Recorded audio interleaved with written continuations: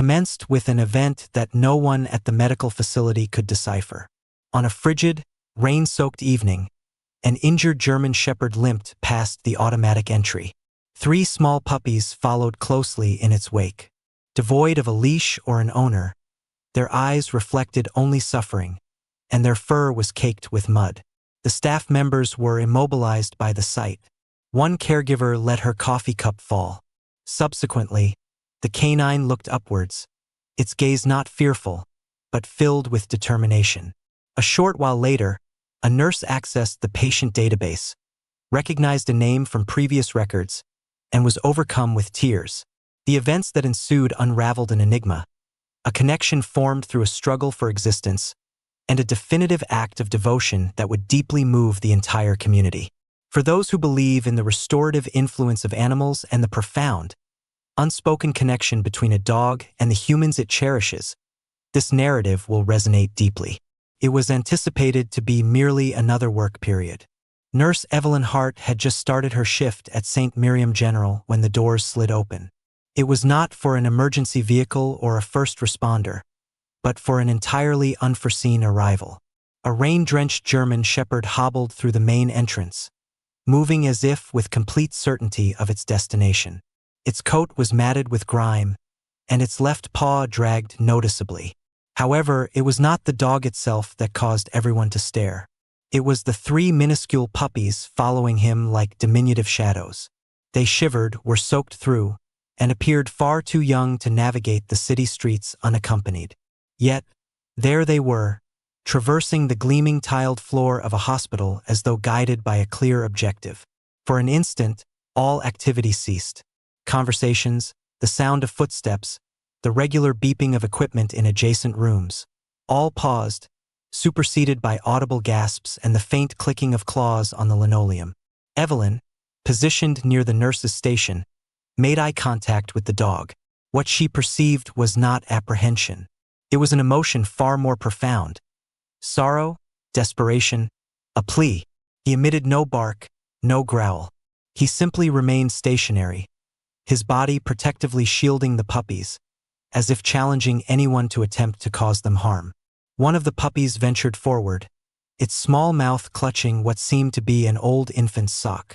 It was a faded pink, frayed at the edges, and strangely recognizable. That particular sock, worn and discolored, appeared to possess its own history. Evelyn's heart clenched, but before her mind could fully comprehend the circumstances, her legs propelled her forward. She knelt deliberately, murmuring gentle words of comfort. The German Shepherd remained still. It permitted her to come near, its tail motionless and its eyes intently observing her every action. It was then that she noticed it. Something fastened to its leg, a plastic strap, partially torn, yet undeniably present. A hospital ID tag, originally white, now discolored with dried blood and dirt. Evelyn's fingers quivered as she carefully flipped it over.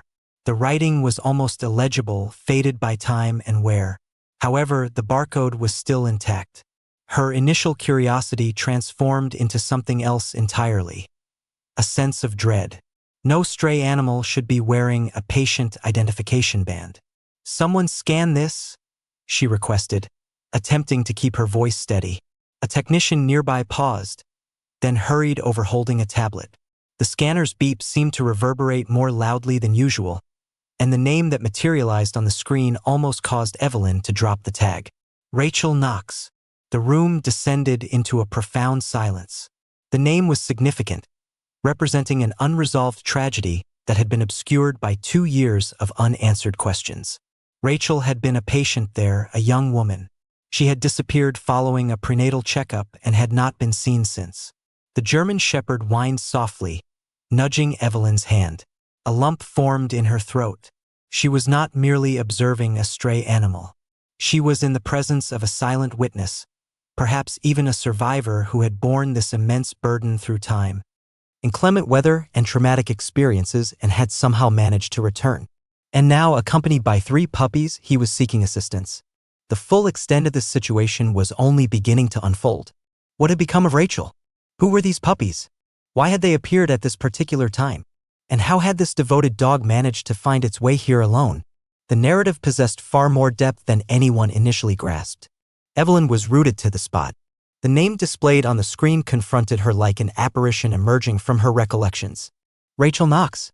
The last occasion she had encountered that name, it was spoken in hushed tones within the hospital corridors and featured in newspaper headlines. Young mother vanishes. Vehicle never located. There was no resolution, only a photograph pinned to a bulletin board in the staff lounge depicting a gentle smile and eyes filled with aspirations. And now, 2 years later, her name had resurfaced, linked to a German shepherd whose very demeanor conveyed sorrow and who was accompanied by 3 tiny new lives. The staff exchanged troubled looks, uncertain of the appropriate course of action. Evelyn forced herself to swallow the tightness in her throat. "Take them to the break room," she instructed, her voice now firm. "All of them." The dog offered no resistance. It followed her submissively, limping softly behind her as if it had been anticipating someone to finally take notice, to heed its silent plea. The puppies hurried to stay close to its side, their movements awkward, yet their trust absolute. They were unaware that they were on the verge of becoming orphans. They only knew they had a protector, and he had guided them to this place. Once they were inside, Evelyn procured a blanket and knelt. The German shepherd positioned himself near the puppies, observing her every action with a quiet, watchful intensity. She carefully wiped the dirt from his tag and examined it once more. This was no ordinary plastic band. It was the type issued for inpatient services, indicating that the dog was not merely connected to Rachel, he had been admitted alongside her.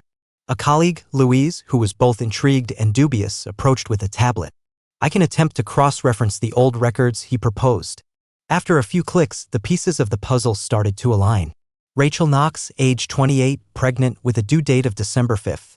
She had been admitted for indications of early labor but was discharged on the same day. That was the final record. Evelyn's fingers clutched the tablet more tightly. The digital record terminated suddenly, as if a narrative had been abruptly cut short. "She disappeared that very week," Evelyn murmured, primarily to herself. The police had conducted a search. There was no accident report. No body, no clues. The German shepherd shifted, emitting a soft whine. It moved towards a nearby chair and began to nudge its leg, not with aggression, nor randomly, but with a clear purpose, as if it had performed this action previously. Evelyn remained still and observed. The dog looked up at her, then back at the chair, and subsequently pawed at the floor beneath it. Its actions were not at all haphazard. It was indicating something to her. She bent down and peered underneath. Concealed in the shadows was a damp object, something that made her heart stop. It was a baby sock, identical to the one the puppy had been holding. The same pink hue, the same frayed edge. Evelyn grasped it carefully and turned it over. Embroidered in faded thread were the initials RK. The realization struck her with immense force. "She had the baby," she whispered. Louise appeared astounded. "Wait, these puppies?" Evelyn shook her head. She was only expecting one. They exchanged a look, the kind of look shared just before the universe shifts once more. And then it did. The German shepherd rose and started to pace. Not erratically, not with nervousness, but deliberately towards the exit, then back to Evelyn, and then to the door again. Evelyn's heart began to race. This dog had not arrived here by chance. He had a purpose. "Where are you attempting to lead me?" she asked aloud. There was no verbal response, but the expression in his eyes conveyed everything. "Follow me outside." And with that, the mystery intensified. Where had Rachel been during all this time? Why had the dog returned now? And why was he so certain there was still something to be discovered? The trail was becoming more distinct, and the next development might lead directly to a long-hidden truth. The wind outside wailed as if it possessed knowledge that the others did not. As Evelyn retrieved her coat, she was uncertain whether she was acting on logic or pure instinct. But when an ailing German shepherd begins to pace towards an exit as if burdened by a significant secret, one does not disregard it. One follows. Louise paused, then took his flashlight. "If this turns into a horror film," he mumbled, "I'm holding you responsible." But Evelyn was already through the door, her heart beating in rhythm with each step the dog took. The path was not straightforward. The dog, whom Evelyn had informally begun to call Scout, guided them through narrow passageways slick with rain, then along a wooded trail behind the hospital's emergency department. It was the sort of location one would never investigate unless disoriented or seeking concealment. And this dog was not disoriented. He was intensely focused, as if every tree and every stone was a clue in a narrative only he could perceive. After approximately 20 minutes of traversing through darkness and mist, they reached the forest's edge. Scout paused, turned his head towards Evelyn, and emitted a low whine. Then he proceeded, disappearing into the woods. The atmosphere grew colder, more oppressive, and each step forward felt like entering a secret that resisted being brought to light. And then, concealed beneath a dense cluster of trees, they discovered it. A partially collapsed hunting cabin, precariously standing with a decayed porch and windows sealed with cardboard. However, someone had been present recently. There were fresh footprints, a tin bowl containing dog food, and an old pacifier near the entrance. Evelyn's heart began to pound. She entered cautiously. The interior was in no better condition. Broken furniture, a rusted stove, yet there were indications of recent habitation, blankets piled in a corner, a child's drawing affixed to the wall, and then the item that emotionally devastated her. A faded hospital blanket embroidered with the initials RK. She required no DNA test, no further proof. She simply knew Rachel had been here, had lived here, had hidden here. Louise opened a dusty drawer and froze. "Evelyn," he whispered, passing her a collection of weathered documents. Journals, handwritten. Her fingers trembled as she skimmed the initial pages. "I don't know who to trust anymore. If they find me, they'll take the baby. Scout is the only one I believe in. He watches everything. I pray he remembers the hospital. It's our last hope. Signed, Rachel." Her writing was not refined, it was urgent, scrawled in hurried loops, imbued with fear and affection like someone writing from a desperate situation. There were references to a man pursuing her, notes about individuals impersonating police officers knocking at her door, and a chilling sentence that stated, "If I disappear again, it won't be an accident." Suddenly, Scout growled. Evelyn's breath hitched. His posture became rigid, his gaze fixed on the boarded-up window. A shadow flickered outside for a mere second, but it was sufficient to indicate they were not alone. "Did you see that?" Louise whispered, retreating from the window. "Yes," Evelyn responded, her voice strained. "And I don't believe it was a squirrel." The mystery now had a tangible threat. Someone out there did not want this information revealed. And Scout had led them directly to its core. A significant revelation was imminent, not merely solving a disappearance, but uncovering something far more substantial. The atmosphere outside the cabin had shifted.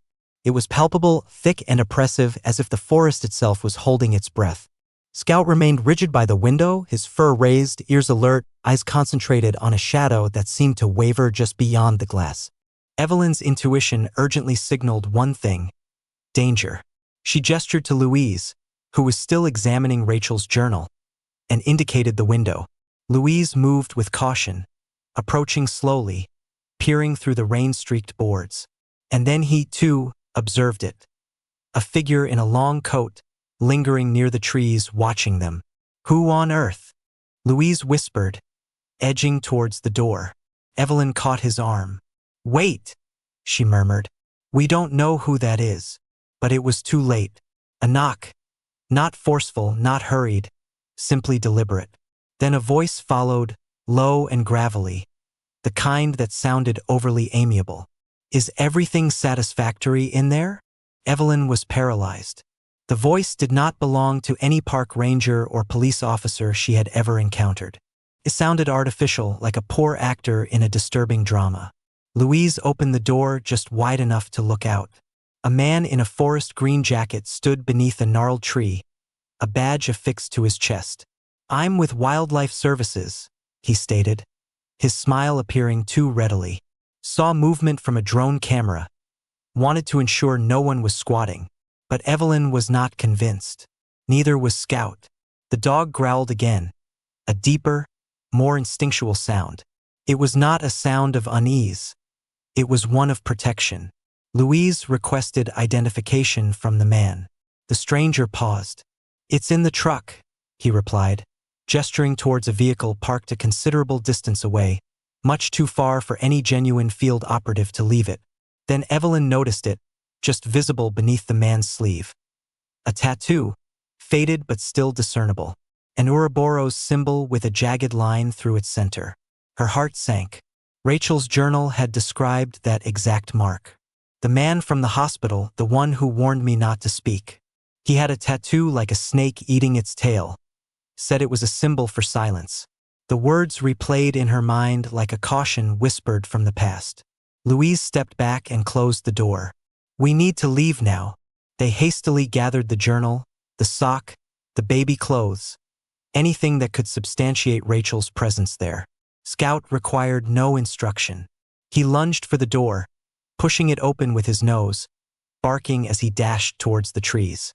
Evelyn and Louise followed. The man yelled after them, his voice no longer friendly. "You don't know what you're doing." "No," Evelyn muttered under her breath as she ran after Scout.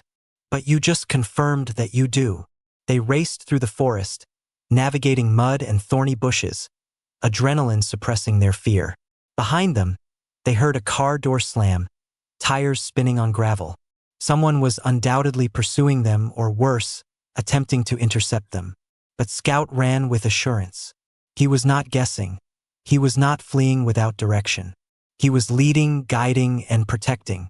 They emerged from the forest near the hospital's perimeter fence. Louise, breathless, contacted security. Evelyn clutched the journal to her chest as if it were a vital support. And Scout? He turned to face the woods, barking one final time before collapsing into her arms, exhausted but resolute.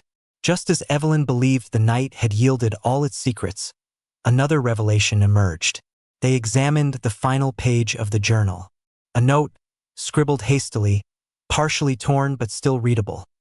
"If anything happens to me, go to the woman in room 312. She'll know the truth." She always knew.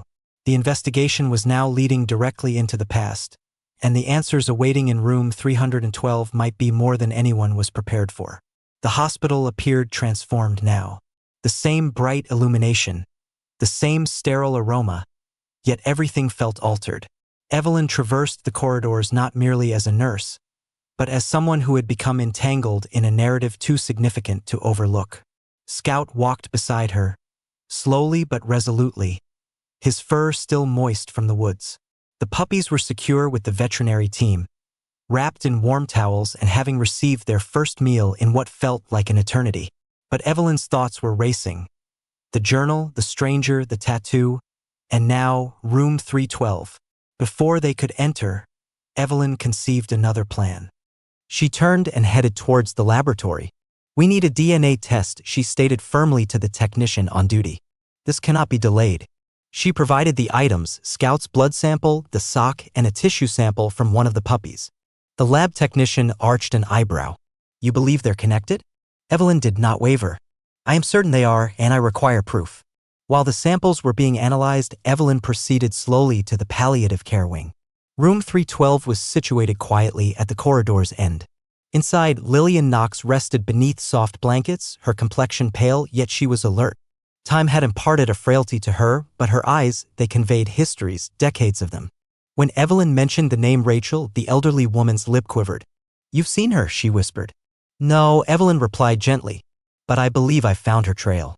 And I think your daughter was attempting to protect something or someone." Lillian's hands gripped the blanket more firmly. "She was pregnant when she disappeared. I never ceased searching, but they advised me to move on, suggesting perhaps she didn't wish to be found. But Rachel adored that baby even before it was born." Her voice faltered. "She used to sing to it every night." Evelyn reached into her pocket and produced the sock. "Do you recognize this?" Lillian merely glanced at it before tears began to flow. "That was from the baby set I knitted for her. She said it brought her luck." The ensuing silence was more eloquent than any words.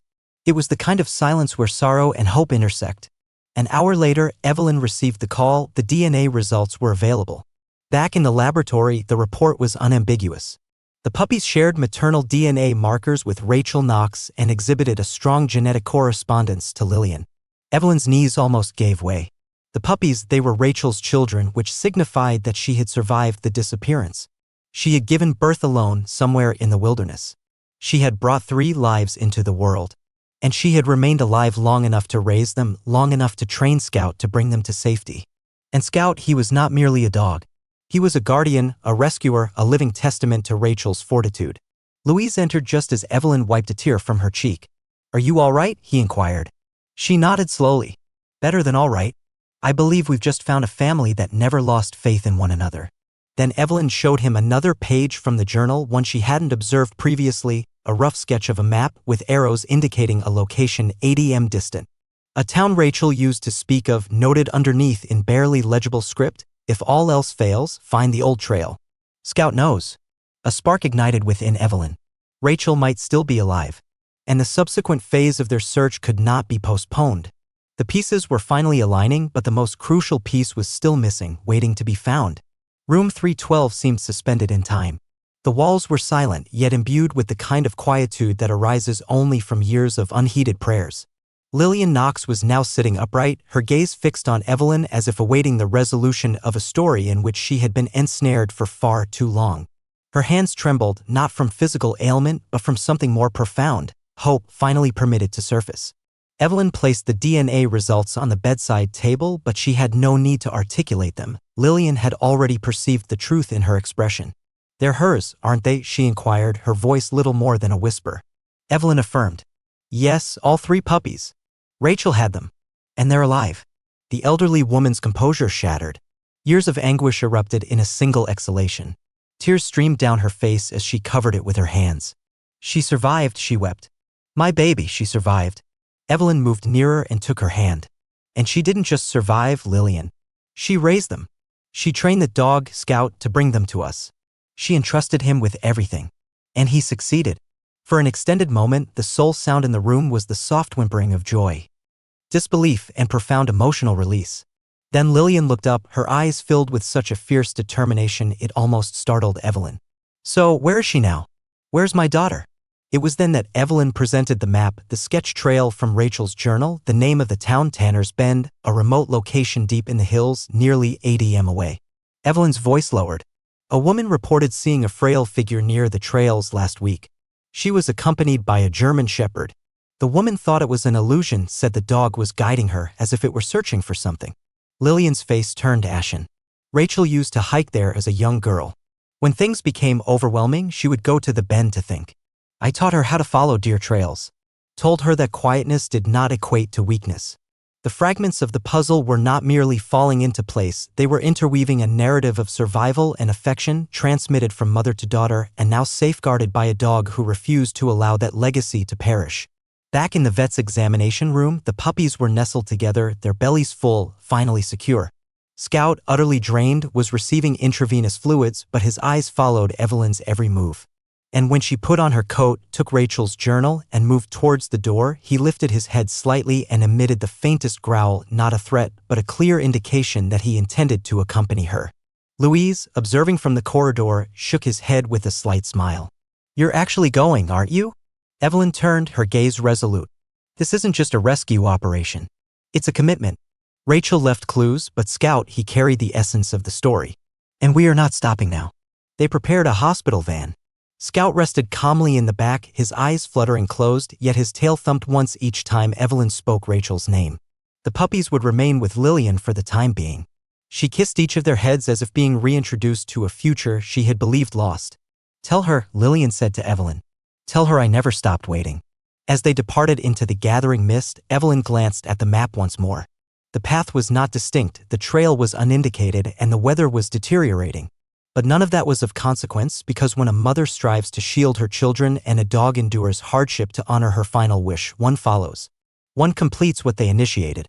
And just ahead, at the conclusion of this meandering route, lay a moment that the world needed to witness, a reunion that neither time, nor distance, nor adversity could prevent.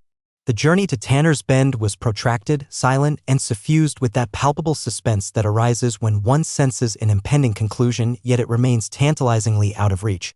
The hills undulated like shadows frozen in time, and the forest here possessed a different quality, more untamed, less disturbed.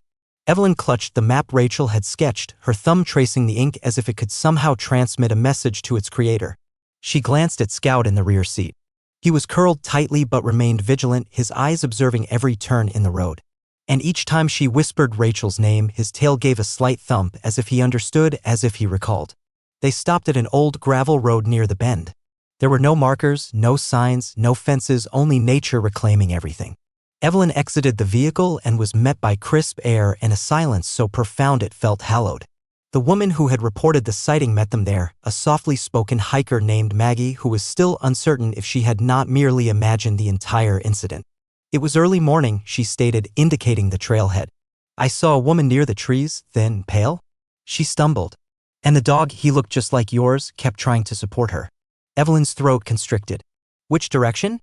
Maggie pointed towards a narrow path that wound through dense undergrowth. "That way, but exercise caution. It becomes steep. And wild." Wild was an insufficient description. Evelyn, Louise, and Scout navigated through mud, fallen leaves, and dense woodland that had remained untouched for years. It felt like pursuing clues left by phantoms. Branches snagged their coats, and loose stones rendered each step precarious. Scout limped but continued onward with a determination that belied his injuries. Periodically, he would pause, sniff the air, then proceed. He was drawing upon a sense that no map could provide. Hours elapsed. Dusk began to settle, casting long shadows across the forest floor. And then, Scout barked, just once, loud and urgent. He darted to the left, sliding across a moss-covered rock, then stopped abruptly. Evelyn followed, her heart racing. There, beneath a decaying pine tree, was a small piece of fabric. Hospital blue, a torn sleeve, and beside it, fresh droplets of blood. Louise knelt. "This is recent," he said, his voice low. Scout sniffed the ground, then began to dig with frantic urgency.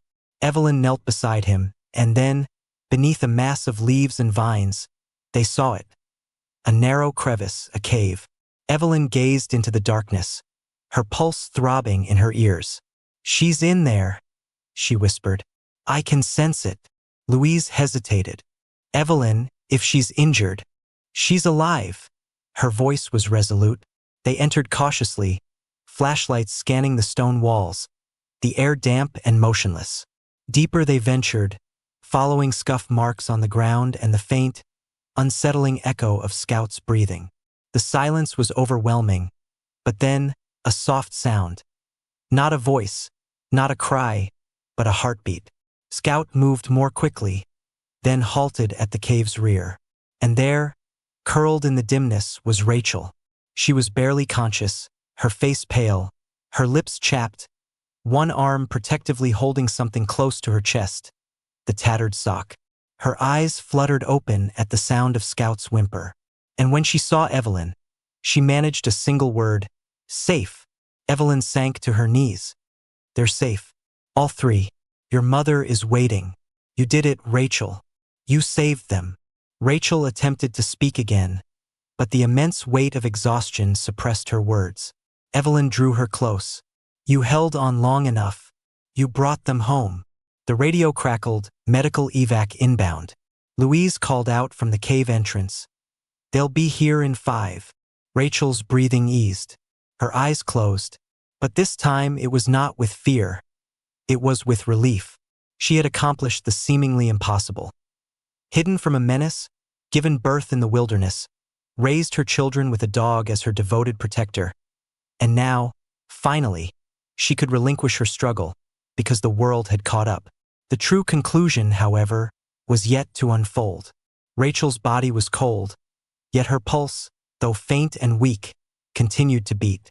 Evelyn held her gently, murmuring words Rachel could not hear but needed to feel. "You held on for them, for us, and now we have you." Scout lay beside her like a sentinel guarding his queen, his eyes monitoring her every breath. His muzzle brushed her arm once, and that small gesture elicited a barely perceptible smile on her chapped lips. Minutes later, the whir of helicopter blades broke the silence. The medical evac team lowered a stretcher and descended rapidly. Louise assisted in guiding them into the cave, and for the first time, Evelyn allowed herself to believe this ordeal would not culminate in tragedy. Not on this day. Not after everything they had endured. They secured Rachel onto the stretcher, her hand still clutching the tattered baby sock as if it were a vital connection. Evelyn did not ask her to release it.